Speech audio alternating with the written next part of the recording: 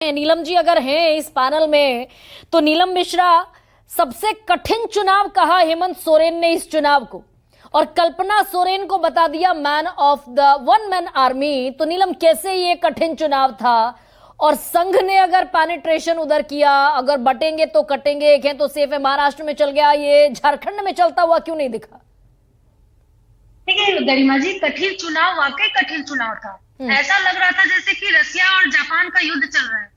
मतलब एक तरफ छोटा सा राज्य झारखंड, और एक मुख्यमंत्री के पीछे 7-7 मुख्यमंत्रियों को लगा दिया गया। पूर्व मुख्यमंत्री वर्तमान मुख्यमंत्री को आसाम छोड़ करके आ गए, शिवराज सिंह चौहान आ गए, प्रधानमंत्री, गृह मंत्री, पूरा केंद्र का कैबिनेट। तो आप सोच सकते हैं कि कितना शक्ति का प्रयोग यहाँ किया जा रहा था। और ये लोग कह रहे हैं कि झारखंड एक छोटा राज्य था। झारखंड जीतने के लिए इन लोगों ने जो ताकत लगाया, उससे आप अंदाजा लगा सकते हैं कि हेमंत सोरेन जी का कद और इनका जो मतलब जो वजूद है झारखंड में, उससे कितना डरी हुई है भारतीय जनता पार्टी। क्या तो सबसे बड़ा गेम चेंजर क्या रहा नीलम जी? ये मैया योजना, डायरेक्ट बेनिफिट ट्रांसफर, क्या स्ट्रैटेजी थी जमीन पर, क्या रहा गेम चेंजर चुनाव के दरमियान? देखिए गरिमा जी, गेम चेंजर का जहां तक बात है, हेमंत सोरेन जी को जेल डालना इन लोगों ने बहुत बड़ा गलत कर दिया था। और दूसरी बात कल्पना सोरेन जी का उभर कर सामने आना, और तीसरी बात जिस तरह से कुशल नेतृत्व के साथ हेमंत सोरेन जी ने राज्य को जो चलाया, इतना ताबड़तोड़ षड्यंत्र और प्रपंच के मतलब के बावजूद भी ये आसान काम नहीं था। आप देखिए, चुनाव के समय तक ईडी, सीबीआई और इनकम टैक्स की छापा लगातार चल रही थी। ये अंदाजा था कि भाई इस तौर पर, ये अंदाजा था क्या इस तौर पर 56 सीटों का मैंडेट दिखेगा इंडिया गठबंधन को? नहीं, अंदाजा जी बिल्कुल, हम लोग को पूरा अंदाजा था। हम लोग इसके पहले भी जहां भी डिबेट में हम लोग बैठे हैं, हमेशा बोले हैं कि हम लोग को 50+ हम लोग मान के चल रहे थे, लेकिन इतना मिलेगा ये भी नहीं जानते थे। कांग्रेस को अगर कम सीटें देते, हेमंत सोरेन का एक बयान भी आया था कि कांग्रेस को अगर और कम सीटें दी जाती तो हम और बेहतर परफॉर्म कर सकते थे। Still on the same thought? नहीं, इसमें हम कुछ नहीं कहेंगे। ये माननीय हेमंत सोरेन जी का अपना विचार था, उन्होंने अपना विचार रखा। मैं एक पार्टी की सेंट्रल कमेटी मेंबर और प्रवक्ता हूं, तो मुझे नहीं लगता कि इस पे मुझे टिप्पणी करना चाहिए। कांग्रेस ने भी अच्छा प्रदर्शन किया है, 16+ सीट उनका आया है अभी भी, तो कांग्रेस का भी प्रदर्शन खराब नहीं रहा। पूरा इंडिया गठबंधन में देखिए, राष्ट्रीय जनता दल भी 4 सीट लाए हैं, माले को भी 3 सीट मिला है। तो कुल मिलाकर के पूरा इंडिया गठबंधन बहुत अच्छा रोल प्ले किया और बहुत अच्छा रिजल्ट। और centre of attraction Hemant Soren की जगह कल्पना सोरेन बनते हुए नजर आई। बिल्कुल, सेंटर ऑफ अट्रैक्शन तो थी, वो सेंटर ऑफ अट्रैक्शन थी, क्योंकि हेमंत सोरेन जी जब जेल गए और उस बीच उनका आना और उस तरह से पूरे नेतृत्व को संभालना, जिनको राजनीति से दूर दूर तक कोई ताल्लुकात नहीं था, वैसी महिला इस तरह से मतलब पूरे झारखंड के बागडोर को संभाल पाएगी, हम लोग खुद आश्चर्यचकित। अब यहाँ पर चंपई सोरेन के कंट्रीब्यूशन को आप भी गोल कर जाते हैं। भाई चंपई सोरेन को सत्ता दे दी, लेकिन आखिरकार राजनीति में भी परिवार होता है। विजय जी, झारखंड गरिमा जी, इस चीज को थोड़ा सा मैं क्लियर कर लेना कह दीजिए ना, कह दीजिए। सवाल उठता है, आप ही की बारी, आज आप ही का दिन है। जी, बहुत बार ये सवाल उठता है, मैं आपको बता देना चाहती हूँ। चंपई सोरेन जी जब मुख्यमंत्री बने थे, तो कहीं से हेमंत सोरेन जी का ये इरादा नहीं था कि उनको पद से हटाया जाए।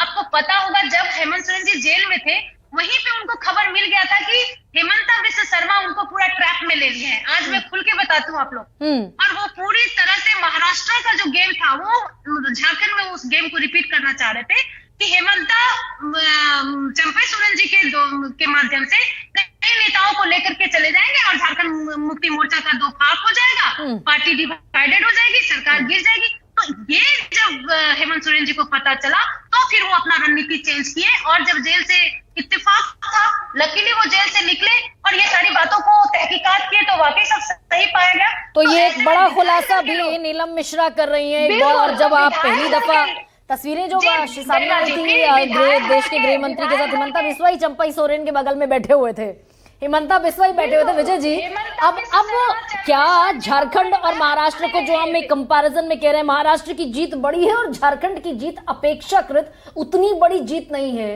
नीलम मिश्रा जो तस्वीर खींच रही हैं, उसके बाद वैसा ही आपका मंतव्य? नहीं, वो राज्य का बिल्कुल नहीं। देखिए, कोई भी जीत है ना, बड़ी जीत होती है, ऐसा कोई नहीं है। वो पॉलिटिकल उस तरह से देख रहे हैं कि स्टेट को लेकर। लेकिन नीलम जी आज इतना खुलासा कर रही हैं, तो मैं चाहता हूँ एक और खुलासा वो करें, क्योंकि वो कर सकती है, उनके पास सारी जानकारी है। कि जिस दिन हेमंत सोरेन साहब की गिरफ्तारी हुई थी, उससे एक रात पहले बैठक हो रही थी जेएमएम की विधायकों की। उसमें कल्पना जी वहां पर बैठी हुई थी, पहली बार कल्पना जी वहां प्रकट हुई थी। उपचुनाव लड़ाने की भी कोई चर्चा थी, उपचुनाव की भी थी और मुख्यमंत्री बनाने की बात थी। तो क्या उस दिन कल्पना जी को मुख्यमंत्री बनाने का विरोध चंपई सोरेन और झारखंड मुक्ति मोर्चा के नेताओं ने किया था, इस वजह से बाद में चंपई सोरेन को बनाया गया? हाँ, कहिए नीलम जी, विजय जी सवाल पूछ रहे हैं। जी जी, आज थोड़ा खुलासा हो जाना चाहिए ये सब जो मतलब भ्रम है लोगों के अंदर। देखिए, कल्पना सोरेन जी वहां पे जब आई ना, तो आपको बता दो कि अचानक से जो विपत्ति आया पार्टी के ऊपर, तो वो विधायक दल का जो बैठक हो रहा था, चंपई सोरेन जी भी वहां पे मौजूद थे और कल्पना सोरेन जी स्वतः ऐसे ही बैठी हुई थी मीटिंग में। ऐसा कोई मंशा नहीं था कि कल्पना सोरेन जी को मुख्यमंत्री बनाना है और ऐसा, क्योंकि विधायक दल के लोग ही तय किए कि चंपई सोरेन जी को मुख्यमंत्री बनाना है। और एनवलप में आप लोग को याद होगा, मुख्यमंत्री हेमंत सोरेन जी जब जेल जा रहे थे, एनवलप में चंपई सोरेन जी का नाम लिख करके गए थे। तो कहीं से ये मानता, अब देखिए, अगर हेमंत सोरेन जी की वाइफ कल्पना सोरेन जी अगर मीटिंग में आके बैठ जाती है, तो उसमें ये आकलन लगाना कि कल्पना सोरेन जी को मुख्यमंत्री बनाने नहीं, उसके पहले एक सिटिंग विधायक से इस्तीफा भी दिलवाया गया था नीलम मिश्रा जी, अगर मुझे सही याद आ रहा है। उसी सीट से वो लड़े गांडे से। एब्सोल्युटली, एक सिटिंग विधायक से इस्तीफा दिलवाया गया था और खबरें इस तरह की थी कि भाई उपचुनाव लड़ेंगी कल्पना सोरेन, अगर मुख्यमंत्री पद पर ताजपोशी होगी तो विद इन 6 मंथ्स उन्हें एमएलए बनना पड़ेगा कहीं ना कहीं से। बिल्कुल बिल्कुल, देखिए यही तो रणनीति है। आप रणभूमि में जब आते हैं ना, तो आपको हर तरह का हथकंडा अपनाना ही पड़ेगा और हर तरह का अस्त्र शस्त्र, राजनीतिक शस्त्र आपको चलाना पड़ेगा। यानी कि ये तैयारी थी ना भाई। तो विजय जी, चलिए खैर, it's a gone chapter now, it's a gone chapter now. Neelam ji 10 second में कह दीजिए please, I need to proceed. नहीं, जस्ट मैं यही बताना चाह रही हूँ कि जब हम अपने सरकार पे विपत्ति देख रहे हैं, विपत्ति मंडराता हुआ, तो सारा ऑप्शन हम खोल के रखेंगे। खोल के रखना पड़ेगा, खोल के रखना पड़ेगा। बिल्कुल ठीक बात है भाई। सिटिंग मुख्यमंत्री जेल जा रहा है। जो भी हो गरिमा जी, जो भी हो, ये कल्पनातीत विजय है। कल्पनातीत विजय, इसमें कल्पनातीत नहीं है, ये कल्पनानीत विजय। हाँ, नीत विजय भी कह सकते हैं। बहुत अच्छा। तो कुल मिला के पूरी जो मतलब जो जीत है, तो ये नीलम जी आहत होने की जरूरत नहीं, इस जीत को कोई छोटा नहीं बता रहा है। कोई छोटा नहीं, बहुत बधाई, क्योंकि मैं झारखंड इंपॉर्टेंट राज्य है, मैं तो ये कह रहा हूँ, हम लोग के कहने का आशय ये था कि चूंकि वहां पर क्षेत्रीय दल प्रभावी ज्यादा था और राष्ट्रीय फलक पर जब आप देखते हैं तो कांग्रेस और भारतीय जनता पार्टी की बात करते हैं। अच्छा राजकिशोर जी, इसको थोड़ा सा समअप करते हैं, ब्रेक लेना है। ये मिसमैनेजमेंट भी रहा क्या ऑपोजिशन का महाराष्ट्र में? बिल्कुल रहा, इसमें कोई फैनबट ही नहीं है, क्योंकि जिस तरीके से मुख्यमंत्री को लेकर, मुख्यमंत्री पद को लेकर सब लड़ते हुए दिखाई पड़ रहे हैं, ऐसा दिखाई पड़ा। जबकि ऐसा नहीं था कि महायुति में सब एक दूसरे को बढ़ाते जा रहे थे, उनकी भी अपनी महत्वाकांक्षाएं थी, लेकिन जनता के बीच में, अपने काडर के बीच में उन्होंने ये मैसेज जाने नहीं दिया। वहीं पर महाअघाड़ी सीट शेयरिंग से लेकर हर चीज में, और शरद पवार अपना उल्लू सीधा कर गए उसमें। हाँ, तो संदीप जी अब ये जरा बताइए कि गणवेश धारण करने वाला और वो क्या है, गणवेश धारण करने वाला, दंड और पथ संचलन, दंड और पथ संचलन, और एक नमस्ते सदा वत्सले मातृभूमि, परम वैभव को पहुंचाने वाला देवेंद्र फडणवीस दिखेंगे मुख्यमंत्री के तौर पर या नहीं? इस पर आज मैं सबका रिकॉर्ड कर लेती हूँ स्टेटमेंट। संदीप का सबसे इंपॉर्टेंट है। हाँ संदीप जी। नहीं, मेरा ये मानना है कि संघ के 100वें साल में संघ का ही कोई व्यक्ति बनेगा और सबसे बेहतर देवेंद्र है नागपुर से। लेकिन एक बात महत्वपूर्ण, कांग्रेस का तो एलओपी, कांग्रेस का अपोजिशन का तो एलओपी भी महाराष्ट्र में अब नहीं बनेगा, उतने नंबर ही नहीं है, उतने नंबर ही नहीं। बड़ा गजब है कि मतलब विपक्ष विहीन जो है हम देख सकते हैं। 2014 वाली तस्वीर हो गई, जैसे 2014 में लोकसभा में थी, 44 सांसद आए थे कांग्रेस के, एलओपी नहीं था पहली बार। तो कांग्रेस का परफॉर्मेंस उससे भी खराब है, कम से कम तब तो 42 आ गए थे, अब तो उतने भी नहीं आए। लेकिन ये जो मुहर लगा रहे हैं विजय जी कि संघ के 100वें साल में संघ का ही व्यक्ति मुख्यमंत्री बनेगा, आपकी इस पर हाँ है या ना? बहुत संभावना है इसकी। मैं एक छोटी सी बात कांग्रेस के लिए कह दूं, जो हमने पहले चर्चा की थी कि मिसमैनेजमेंट वगैरह तो सब रहा वहां पर महाविकास आघाड़ी का, लेकिन जो सबसे जरूरी चीज थी, महाराष्ट्र का चुनाव जाति और आरक्षण पर था। उस कमिटमेंट, उस कन्विक्शन को कंटिन्यू क्यों नहीं किया महाविकास आघाड़ी ने, ऐसा मुझे लगता है।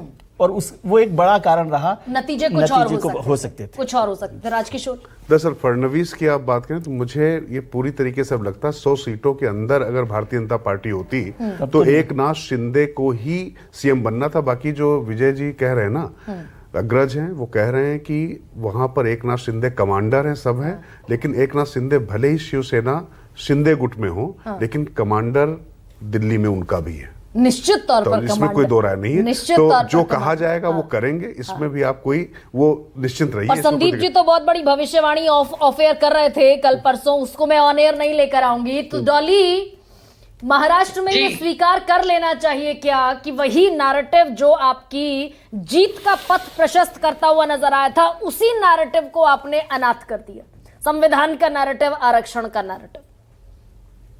देखिए गरिमा जी, मैंने जैसा पहले कहा, कोई भी पार्टी चुनाव हारने के लिए नहीं लड़ती। हाँ, महाराष्ट्र का रिजल्ट डिसअपॉइंटिंग है, हम लोग उस पर विचार भी करेंगे, चर्चा भी करेंगे, और जिस तरीके से जनता के मुद्दे पहले उठाते आए हैं, हमेशा आगे भी ऐसे उठाते रहे। रही बात, यहाँ पर आपके माध्यम से मैं एक और बात कह देना चाहती हूँ, सारी बातें हो गई जी भाई। मैं ये समझती हूँ कि जो चीजें आज महाराष्ट्र में मैंडेट मिल गया, सारी चीजें हो गई, लेकिन अब ना किसानों को प्रदर्शन करना पड़े, वहां महंगाई पे निजात मिले किसानों को, जैसे मैंने कहा एमएसपी मिल जाए, वहां धर्म और जात की बटोगे तो कटोगे जैसे नारे ना होकर सबको एक साथ सम्मिलित करके सबका विकास। तो इसी पॉजिटिव नोट पर, और ये तो मुझे लगता है इसमें किसी की भी ना